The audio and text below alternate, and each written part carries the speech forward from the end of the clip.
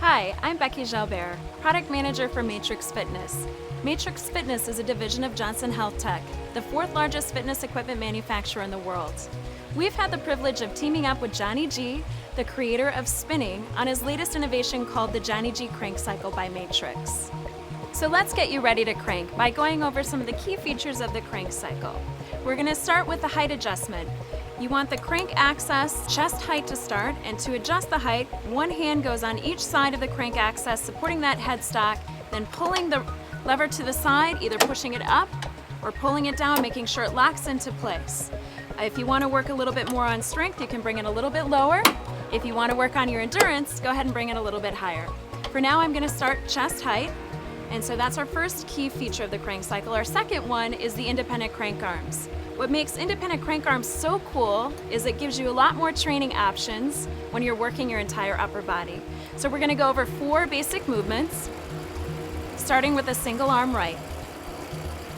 And your resistance knob is at the top. If you want to add resistance, you turn the knob towards the plus sign. If you want to take off some resistance, go ahead and turn the knob to the minus sign. So while you're cranking, and I hope you're doing this with me, you just want to get the technique down first, pushing and pulling to the outer edge of that circle.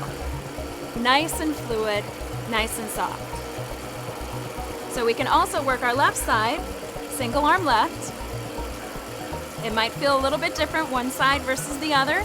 That's okay. It's all about working to get our body back in balance from the left to right. Pushing and pulling to that outer edge. If you feel a little slip or catch, you really need to focus on that transition from the push to the pull or the pull to the push.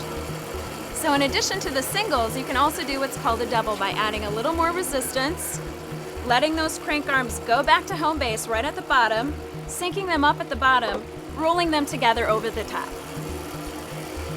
You might start to feel one side maybe get ahead of the other one. That's okay. You focus to keep your body in balance from left to right. And again, make sure your resistance matches your speed. And if you get out of sync, come back to the bottom, sync them up, roll it again. So the last move we have is called the split. For the split, you bring one to the top, one to the bottom, and hold 180 degrees of separation. This is usually the most challenging one for people to get, but that's okay. It takes a little patience, a little practice. So you can do all these moves seated, like I just did, or you can also do them standing by adjusting the height. Again, going single arm, adding a lunge to it, challenging your little body, adding your core into it a little bit more, your shoulder girdle, working some different combinations.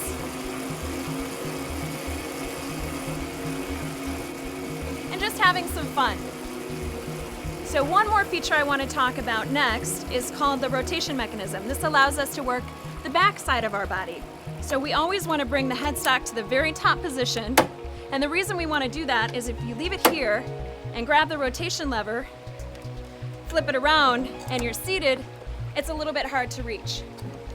So we always want to remember to bring it to the top, grabbing that headstock, pushing it up to the most upright position, pivoting it around and locking it into place. If it's not locked, you're going to get a lot of movement. So make sure it's locked, and then pivot the headstock back towards your chest. Now we can work your back side, working on our posture, getting the shoulder back and down, and doing all those same moves that we did with forward rotations. Splits, doubles, singles, combinations. Great, so the last thing I want to cover is this seat, which I think is one of the coolest features. It comes off nice and easy. Now this allows people in wheelchairs to roll on up to the machine, pivot it down into place. They can take an indoor cycling class, a cranking class along with everybody else. It also gives able-bodied users a lot more training options with stabilization, single leg moves in the center. The possibilities are endless. One thing I do want to mention is when you're putting the seat back on, make sure it's fully engaged, test it before you sit back down. And if you ever forget any adjustments or settings, please refer to your script and enjoy the ride.